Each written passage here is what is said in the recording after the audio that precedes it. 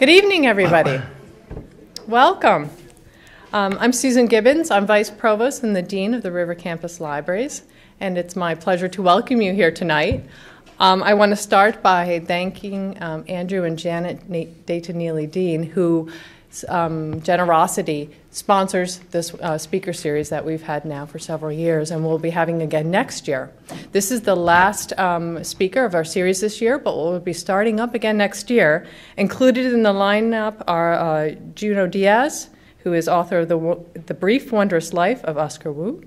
We have Danielle Ofri, who is the author of Medicine in Translation, Journeys with My Patients, and that will be done in conjunction with the University of Rochester Medical Center. American essayist and author Curtis White will be joining us. Hilary Tan will be coming as well. She's a composer and will be coming here in conjunction with the Women and Music Festival at the Eastman School of Music. So we have a wonderful lineup, those speakers and a few more. So if you don't already get information from us, there's a clipboard on the back and you can give us your address or email and we'll be sure to send you information about all of our upcoming talks, both those sponsored by the Neely Dean series, as well as the Friends of the University of Rochester Libraries. They have some speaker series, and then the libraries have some speakers as well. So there's a lot of exciting exhibits, talks, and events that you can be attending, and we hope you'll attend many more of them.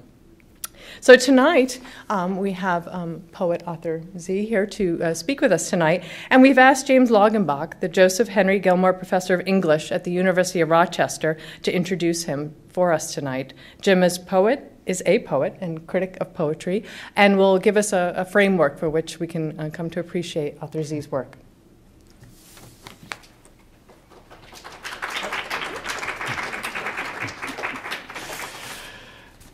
Good evening, everybody. It's great to be here and to introduce Arthur.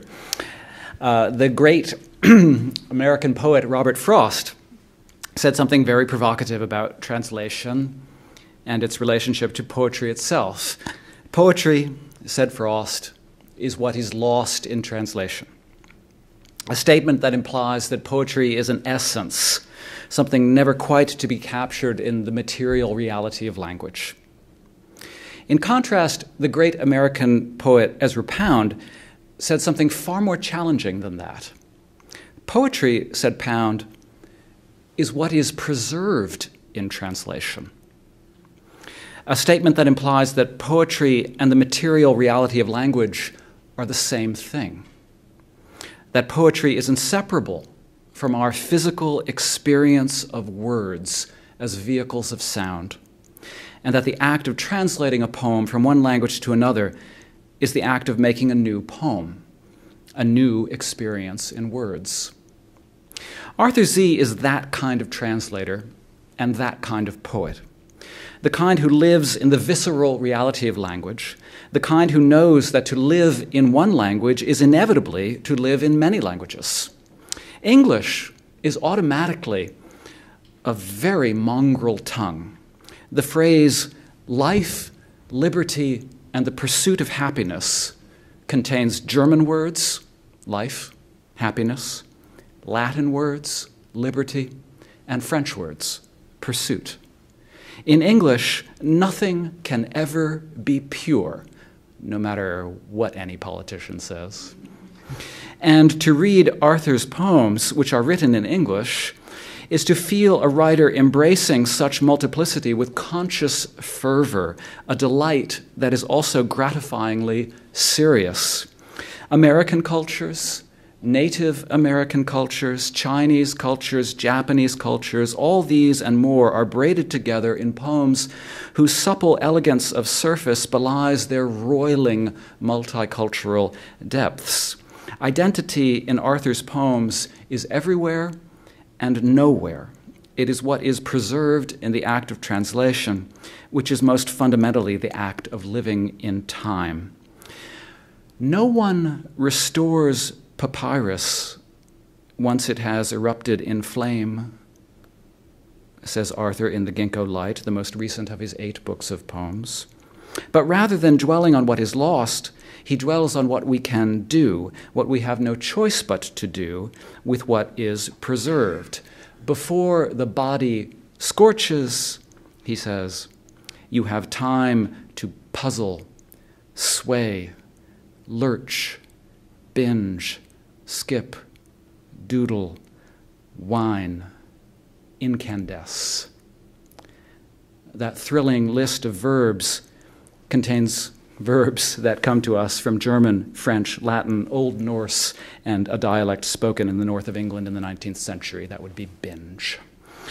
Arthur Sze taught for many years at the Institute of American Indian Arts, as well as at many other colleges and universities across the country. He's the recipient of a Lannan Literary Award and a Lila Wallace Reader's Digest Writers Award, among many other honors. And while all his books of poems are profoundly, in Pound's sense, works of translation, he is also the author of The Silk Dragon, a book of poems translated from the Chinese, beginning with the 5th century poet Tao Qian and concluding with the 20th century poet Yan Chen. His talk this evening is entitled Tyuonyi, Multicultural Perspectives on Poetry. There is just no poet of our time more intimately involved with such perspectives, and nobody whose words I'm more eager to hear. Please welcome my friend, Arthur Sze. Thank you so much. Thank you so much for that wonderful introduction. And I'd like to thank Andrea Weinstein for inviting me to the University of Rochester. My mother was a graduate many years ago, and she loved her time here, so it's really a great pleasure to be here. And many of my family members have been here. Ed Sze is about to graduate from medical school here. You should have, does everyone have a handout, a one-page handout? My talk is called Tyounyi, which is the name of a pueblo that's situated about 40 miles west of Santa Fe. And I live actually in the Hakona in the Poaki Valley, about halfway between Santa Fe and Tyounyi. Tyounyi is a Keresan word that means the meeting place. And it was also the name of a literary journal from 1985 to 95 that was published at the Institute of American Indian Arts, where I taught for many years. And I was a contributing editor to that journal. And one of the goals we had was to try and braid different literary aesthetics and bring them into conversation.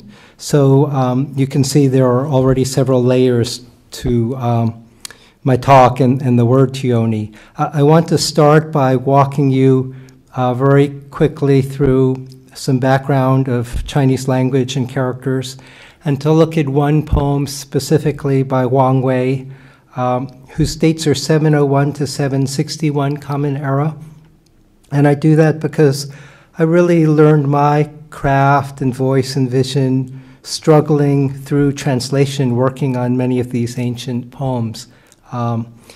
It was my graduate school in many ways. So if you look at the handout, I want to start and say, and I'm just assuming that you might not know any Chinese, there'll be room for some question and answer at the end. But if you look at the very top, there are, instead of the 26 letters of the Western alphabet, 214 radicals or root elements to the language. And they move more or less from simplicity to complexity. I couldn't resist choosing 6 radicals that progress in terms of 1 stroke, 2, 3, 4, 5, 6 strokes of the brush. 1, ice, corpse, hair, jade, tiger. And the last radical, flute or pipes, is radical 214, and it takes 17 strokes of the brush to generate.